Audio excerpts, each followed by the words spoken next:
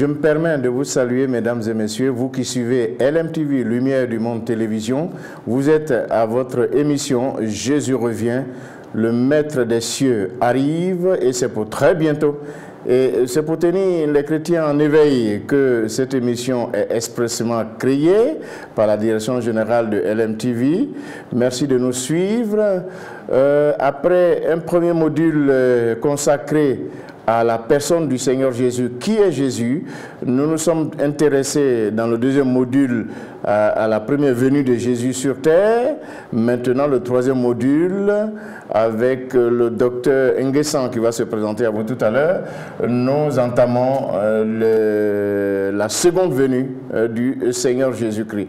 Salut à vous, docteur. Bonjour. Ouais. Alors, votre nom en entier, docteur Docteur Nguessan Kwadio Noël. Oui. Je suis enseignant-chercheur à la FATEAC, la faculté de théologie évangélique de l'Alliance chrétienne, qui est basée ici même à Abidjan, en Côte d'Ivoire. Oui.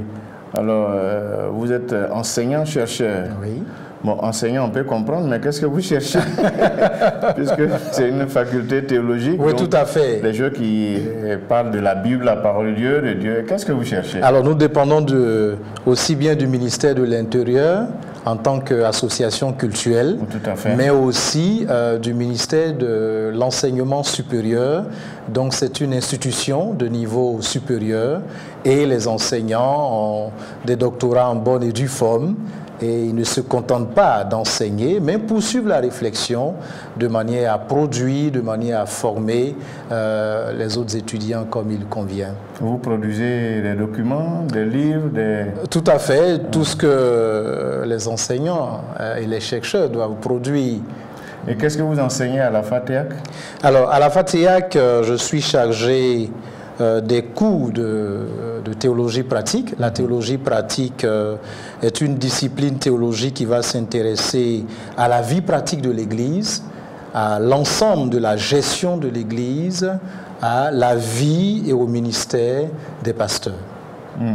Alors, quand vous parlez de la gestion de l'Église, il y a aussi les finances? Tout à fait. Les finances font partie de ce que l'Église doit gérer.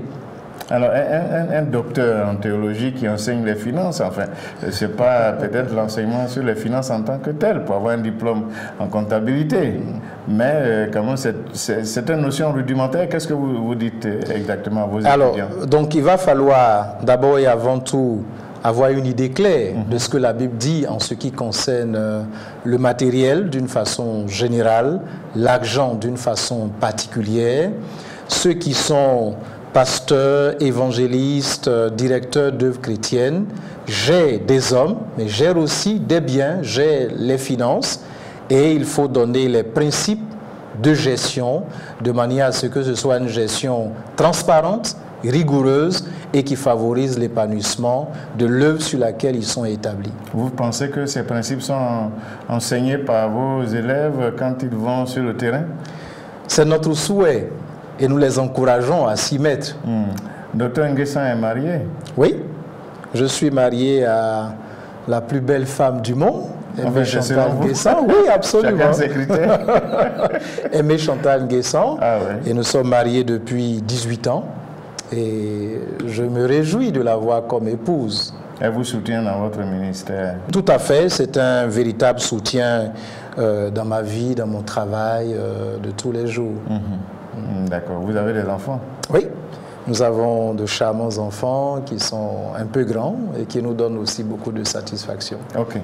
Merci beaucoup, docteur, d'avoir accepté notre invitation. Nous allons nous intéresser maintenant à notre sujet concernant la seconde venue du Seigneur Jésus. Alors, il faut dire que cet enseignement concernant le retour de Jésus est très important pour nous ici à LMTV. Nous avons donc vu juste, enfin, certainement, les fidèles téléspectateurs vont nous le dire, vont apprécier de vous inviter, en tout cas sur ce plateau, pour nous donner quelques enseignements concernant le retour de Jésus. Alors aujourd'hui, donc, avec vous, on va introduire ce grand thème, la seconde venue du Seigneur Jésus. Alors, est-ce que le Seigneur Jésus revient effectivement? Parce que ça fait un bon moment quand même que le Seigneur a dit que je m'en vais au ciel, et vous préparez une place. Mais le Seigneur n'a-t-il pas fini encore de préparer les places? Alors, je souris parce que les chrétiens ont cette habitude de plaisanter et d'utiliser le mot « bientôt ». Et chaque fois qu'ils le disent, les autres demandent « mais est-ce le bientôt du Seigneur ?» Parce qu'on a le net sentiment que ce bientôt tire en longueur. Et vous faites bien de poser la question « Jésus-Christ reviendra-t-il réellement ?» Alors, je voudrais vous rassurer l'ensemble de nos téléspectateurs. Jésus-Christ revient et la Bible nous donne des certitudes. La première certitude, c'est qu'il reviendra effectivement. Lui-même, il a dit un jour le Fils de l'homme reviendra environné de la gloire de son Père. Après l'avoir dit, les anges vont tenir aussi le même langage et dire aux disciples que ce Jésus qu'ils ont vu monter reviendra aussi de la même manière. Et les apôtres, les auteurs sacrés du Nouveau Testament vont abonder dans le même sens, de Matthieu à l'Apocalypse. C'est la même certitude, Jésus-Christ revient. Et c'est la raison pour laquelle l'Apocalypse se termine pratiquement par cette parole, Maranatha, le Seigneur revient. Oui. Le Seigneur revient, et il revient effectivement. Alors aujourd'hui, est-ce que, Jésus l'a dit, les anges, ensuite les apôtres, est-ce que, enfin, la succession concernant le sacerdoce, est-ce que vous l'enseignez, vous dites aussi que le Seigneur revient, est-ce que dans nos églises, est-ce que ce thème est abordé suffisamment? Alors, il est important que ce sujet soit abordé et suffisamment abordé parce que c'est l'événement le plus important que vivra l'humanité, le retour de Jésus-Christ, pas seulement l'Église. L'Église est concernée, mais le monde tout entier est concerné par le retour de Jésus-Christ. C'est la raison pour laquelle c'est une doctrine fondamentale qui mérite d'être enseigné dans toutes les institutions de formation, mais aussi dans l'ensemble des églises, de manière à ce que les chrétiens en soient suffisamment imprégnés et vivent relativement à cet enseignement. Alors, certainement que parmi vos étudiants, il y en a qui suivent une formation continue. Donc, ils ont fait un peu de pratique et tout ça. Est-ce que vous avez mené une petite enquête pour savoir si l'enseignement concernant le retour de Jésus est diffusé ou bien enseigné à profusion, si je peux m'exprimer ainsi? Je pense qu'il faut apprécier avec beaucoup d'objectivité la réalité du terrain. Le message du retour de Jésus-Christ n'est pas, à mon avis, suffisamment enseigné et suffisamment prêché dans les églises. Bien entendu, c'est un message dont certains aspects sont complexes, puisqu'il s'agit d'étudier la prophétie, il s'agit de voir dans quelle mesure ces prophéties s'accomplissent. Il y a toute une rigueur qu'il faut adopter pour une juste interprétation des événements qui concernent le retour de notre Seigneur Jésus-Christ. Cela dit, ces difficultés ne doivent pas occulter l'importance de cette doctrine et la nécessité de l'enseigner. Alors, Jésus revient. Les jeunes dans vos églises, enfin, je veux dire, parce que vous êtes homme de Dieu, un docteur de la parole, il est homme de Dieu. Et dans vos églises, est-ce que les jeunes savent que le Seigneur Jésus revient? Est-ce que les femmes, les différents départements de l'église, enfin, l'église en général, mais chaque département, je veux dire, chaque couche sociale dans l'église? Je pense que tout pasteur qui enseigne ce message dans une église, son auditoire composé aussi bien des hommes, des femmes, des jeunes, des adultes, entend par la même occasion le même message. Mais comme je l'ai dit, le constat que nous faisons, c'est que ce message doit occuper la place qui lui revient dans l'enseignement et dans la prédication dans nos églises. Donc au niveau de la Fatiha que vous avez un module de formation concernant donc le retour de Jésus. Alors le retour de Jésus fait partie de ce qu'on appelle l'eschatologie, donc l'étude des événements les derniers, et dans ce registre-là, c'est un sujet qui est suffisamment enseigné et en principe tout étudiant est suffisamment équipé aussi bien pour connaître le sujet mais pour l'enseigner avec exactitude. Alors, le Seigneur, bon, il revient, vous l'aviez dit tout à l'heure, nous on dit il revient bientôt, hein, voilà. Mais est-ce qu'il y a, je ne sais pas, comment est-ce qu'on peut savoir, puisque le Seigneur ne nous a pas donné le jour, la date précise de son retour, même si peut-être il y en a qui aient donné des dates de son retour, mais le Seigneur, de façon formelle, n'a pas indiqué la date. Pourquoi ce mystère? Alors, je voudrais tout de suite vous rassurer, ce n'est pas un mystère, puisque le Seigneur lui-même nous a prévenus en nous indiquant un certain nombre d'événements qui vont précéder sa venue. Cela dit, lorsque Jésus-Christ reviendra, tous les hommes le verront. C'est une autre certitude qu'il faut avoir. Tous les hommes le verront. Jésus lui-même l'a dit, quand le Fils de l'homme reviendra, il en sera comme l'éclair qui jaillit d'un point du ciel et illumine l'horizon d'un bout à l'autre. Tous les peuples de la terre le verront et c'est un retour qui sera frappant, un retour qui sera connu de l'ensemble des hommes. Alors, il est dit, tout le verra, tous les hommes le verront. Il sera assis en un lieu pour qu'on aille le saluer comme un roi, etc. Comment ça va se passer? Alors, il serait prétentieux de vouloir donner tous les détails, mais nous avons cette assurance que la Bible indiquant clairement que tout œil le verra, Dieu accomplira ce miracle et l'humanité saura que Jésus-Christ est revenu. Ouais. Est-ce qu'il y a une autre certitude? Alors, une autre certitude que nous pouvons donner, c'est que Jésus a donné des signes qui sont clairement identifiables et qui nous permettent de comprendre, avec l'évolution de ces événements, que le retour de Jésus-Christ est imminent et qu'à tout moment, Jésus peut revenir. Alors, avant de poursuivre, vous utilisez un mot imminent, c'est-à-dire quelque chose qui est sur le point de se passer, de se produire. Oui. Bon, mais ça fait des années, ça fait des siècles même qu'on parle de ce retour. Le Seigneur n'est pas encore revenu. Ça laisse les chrétiens un peu, le doute commence à s'installer. Est-ce que c'est comme quand Moïse était monté sur la montagne, il ne revient pas, on dit bon, peut-être que Moïse est mort, etc. Mais le Seigneur Jésus. Alors ici, je dirais deux choses. La première des choses, c'est que ce que Jésus-Christ a dit concernant les événements qui vont précéder son retour, les choses se confirment. Les événements se confirment, les prophéties se confirment. Tout à l'heure, nous verrons en quoi est-ce qu'il y a de nouveaux éléments qui vont dans ce sens. La deuxième des choses que je pourrais dire, c'est que Jésus-Christ n'est pas encore revenu parce qu'il a un peuple, il a des enfants, il a des élus qui n'ont pas encore entendu la parole, qui sont dispersés dans les 4 contrées du monde, et il donne l'occasion aux uns aux autres de se repentir de manière à ce que chacun puisse le connaître personnellement.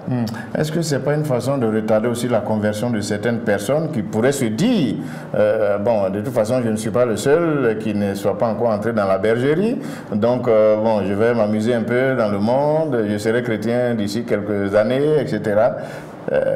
Alors, votre point de vue. En réalité, celui qui a réellement compris le message du retour de Jésus-Christ s'active dans l'évangélisation. La Bible est claire, lorsque la bonne nouvelle du royaume sera annoncée à l'ensemble du monde, alors viendra la fin. Donc, la perspective du retour de Jésus-Christ est un facteur qui mobilise l'Église à l'évangélisation.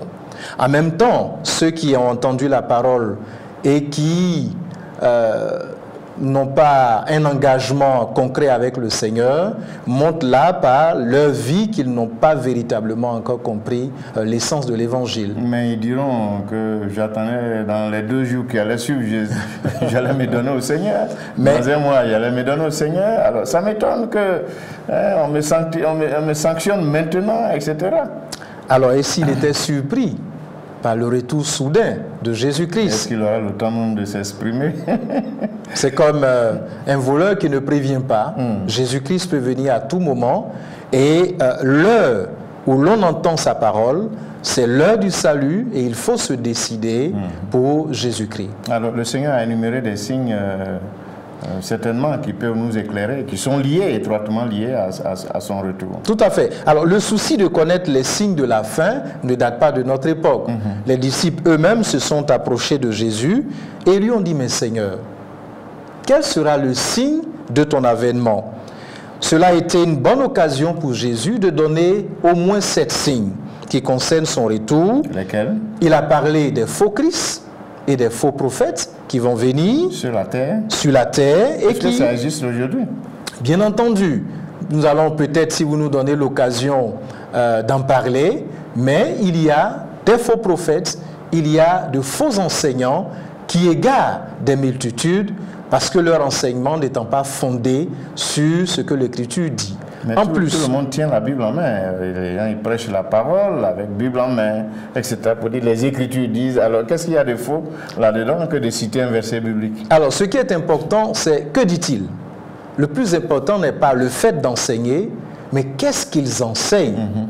Et c'est à ce niveau-là qu'on verra la différence entre les faux apôtres, les faux enseignants, les faux Christ et ceux qui sont véritablement des enfants de Dieu.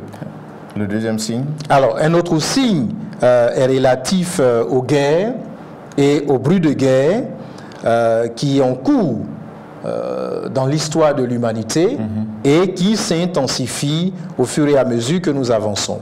Le troisième? Il a parlé aussi des famines, des épidémies, des tremblements de terre, et à cela s'ajoutent les persécutions des croyants. À cela s'ajoute encore l'apostasie de l'Église, mais aussi très triste la disparition de toute loi dans le monde. Et Jésus a pris le soin de nous parler aussi de l'annonce de l'Évangile à l'ensemble de l'humanité comme l'un des signes précurseurs de sa venue.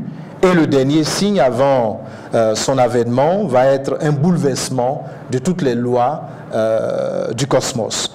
Et Jésus nous demande d'être attentifs à ces signes que l'on peut retrouver en lisant Matthieu chapitre 24 à partir du verset 3 jusqu'au verset 33. Alors, les signes, vous les avez classifiés comment? Parce que, bon, pêle-mêle, vous avez cité quand même les 7. Tout à fait. En lisant ce passage de Matthieu 24. Tout à fait. Ouais. Alors, il serait laborieux de les prendre un à un jusqu'à terminer les 7.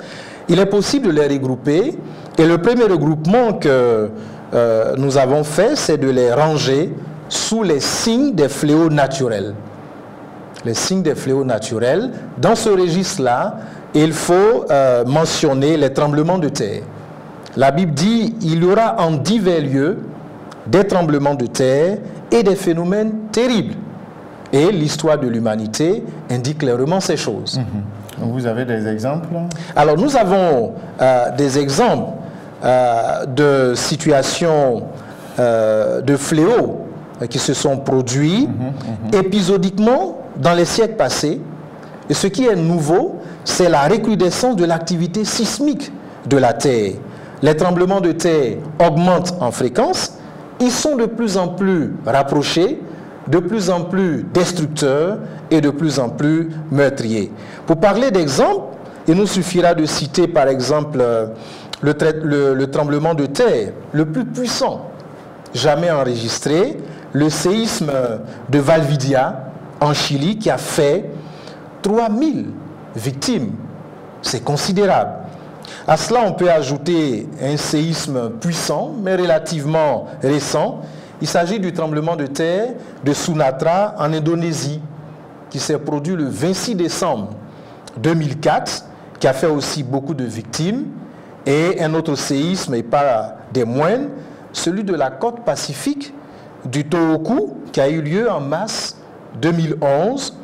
Et il s'en est suivi un terrible tsunami qui a dévasté une bonne partie du territoire japonais. Alors, tous ces signes-là, est-ce que il y en a qui font des commentaires disant que c'est une punition de Dieu puisque tel pays ne s'adonne pas à l'évangile, ne croit pas au Seigneur Jésus, alors Dieu les sanctionne, Dieu les punit. Enfin, je ne sais pas quel est votre regard sur ces commentaires. Alors, chacun est libre de faire tout à fait son petit commentaire, oui. Mais je ne pense pas qu'il faille, chaque fois qu'il y a un fléau, une catastrophe, identifier le peuple qui est victime de ce fléau comme étant un peuple beaucoup plus coupable que les autres. Ce que nous voulons ici que les uns et les autres comprennent, c'est qu'il y a des signes évidents qui aujourd'hui confirment l'accomplissement des prophéties.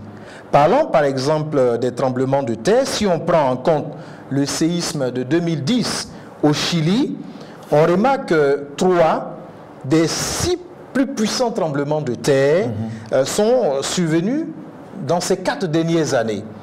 Ce qui confirme ce que nous avançons. Les tremblements de terre sont de plus en plus rapprochés et de plus en plus violents. Alors, le tremblement de terre le plus meurtrier a eu lieu aussi à une époque très récente, le 12 janvier 2010, qui a frappé Haïti, où il y a eu au moins 300 000 personnes qui ont péri. Et ce qui est assez remarquable, c'est que ces tremblements de terre sont combinés avec des tsunamis. Ce qui fait que les catastrophes prennent une ampleur beaucoup plus importante, beaucoup plus grande, lorsqu'il y a cette combinaison entre tremblement de terre et tsunami. Est-ce qu'il y a quelque chose à faire? Est-ce que l'homme peut faire quelque chose? Parce que on se rend compte quand il y a par exemple des épidémies, voilà, le monde entier se met en branle pour lutter contre l'épidémie, mais les catastrophes naturelles, est-ce que ça peut se prévenir? Alors, ce qu'il faut faire, c'est qu'il faut d'abord que les uns et les autres travaillent. Les grandes nations, chacun travaille de manière à favoriser un plein épanouissement de la nature. Les actions de l'homme ont aussi des conséquences dramatiques sur la nature. Il est beaucoup question de réchauffement climatique, de la couche d'ozone qui se fragilise de plus en plus, les océans qui se fondent, les glaciers qui se fondent, le niveau de la mer qui augmente. Voici autant d'actions de l'homme qui ont des conséquences directes sur le fonctionnement normal de la nature. Et si les hommes doivent agir, il faut agir en changeant les comportements de manière à vivre dans un environnement sain et un environnement qui va réserver un cadre de vie propice pour les générations futures. Et que fait l'Église dans tout ça? Alors, l'Église a aussi un mandat écologique. Le mandat écologique de l'Église. Ce mandat écologique. Le mandat écologique de l'Église, c'est d'abord prendre conscience du fait que la création est l'œuvre de Dieu. Par conséquent, il faut aimer la création, il faut prendre soin de la création, il faut même aller jusqu'à oser ouvrir la bouche et tenir un discours écologique de manière à ce que l'ensemble des nations et l'ensemble des citoyens s'approprient le message du bien-être de l'environnement. Si l'Église le fait, en plus de ses prières, l'Église aura rempli sa mission vis-à-vis de l'environnement. Sans parler de politique, il y a des partis politiques qui protègent la nature, etc., les écologistes. Est-ce que c'est dans ce sens-là que vous voulez que l'Église agisse? Pas du tout. Sans faire la politique? Pas du tout. Sans faire de la politique, parce que la Bible elle-même parle beaucoup du soin que l'on doit prendre de la terre, de l'environnement. Sur cette base-là, sans s'engager sur le champ politique, l'Église peut tenir un discours équilibré et encourager l'humanité à prendre soin de ce que nous avons en commun, notre environnement. Oui, notre environnement. C'est très important. Ce n'est pas seulement les hommes dont il faut prendre soin, mais aussi la nature. Tout à fait. Tout à fait. Et ça commence même par le lieu qu'on habite. Tout à fait, par nos maisons, mais aussi par dans nos lieux de culte. Et il faut que lorsque quelqu'un entre dans une église, il voit le souci de l'environnement, le cadre où l'on sait Dieu est un cadre agréable, un cadre propice. C'est un message qui va résonner beaucoup plus fort que les paroles que nous allons dire concernant le soin qu'il faut accorder à notre environnement. Nous sommes en train avec vous, Dr Nguessan, d'introduire ce grand module concernant la seconde venue du Seigneur Jésus-Christ. Alors, avec tout ce que vous dites aujourd'hui, est-ce que tout cela est lié véritablement au retour de Jésus, hein, de l'entretenir son environnement immédiat, etc. Est-ce que ça fait partie du retour de Jésus? C'est lié, étroitement lié? Il y a une corrélation? Alors, pourquoi est-ce que nous avons finalement abordé le sujet sous cet angle? Nous avons parlé des tremblements de terre annoncés par la Bible, ces tremblements de terre devenant de plus en plus récurrents, violents. Alors vous vous êtes demandé, mais qu'est-ce qu'il faut faire? Ce qu'il faut faire, c'est qu'il faut agir en amont, en prenant soin de notre environnement. Donc même si directement, dans les signes précurseurs de la venue de Jésus, il n'est pas question d'environnement, mais nous réalisons qu'en fait, l'homme peut aussi agir en amont en veillant à ce que l'environnement soit bien tenu. D'accord. Ok. En tout cas, docteur, j'espère que nous aurons encore l'occasion de vous recevoir sur ce plateau. On peut parler vraiment des signes qui précèdent le retour du Seigneur Jésus. En tout cas, pour aujourd'hui, le temps qui nous est imparti tire à sa fin. Je voudrais vous dire infiniment merci. Merci d'avoir accepté notre invitation. Et puis, à très très bientôt. C'est moi qui vous remercie. Voilà. Et à bientôt. Mesdames et messieurs, nous étions avec le docteur Nguessan Noël qui nous entretenait, enfin, qui nous introduisait dans ce grand module concernant la seconde venue du Seigneur Jésus-Christ. Aujourd'hui, l'introduction nous permet d'aborder les signes qui précèdent le retour du Seigneur Jésus. Continuez de suivre LMTV, soyez enseignés pour que votre foi soit tenue en éveil, car Jésus revient très bientôt. Suivez-nous, soyez instruits, que l'Esprit de Dieu vous guide dans cela. Soyez bénis et puis à très bientôt. Shalom.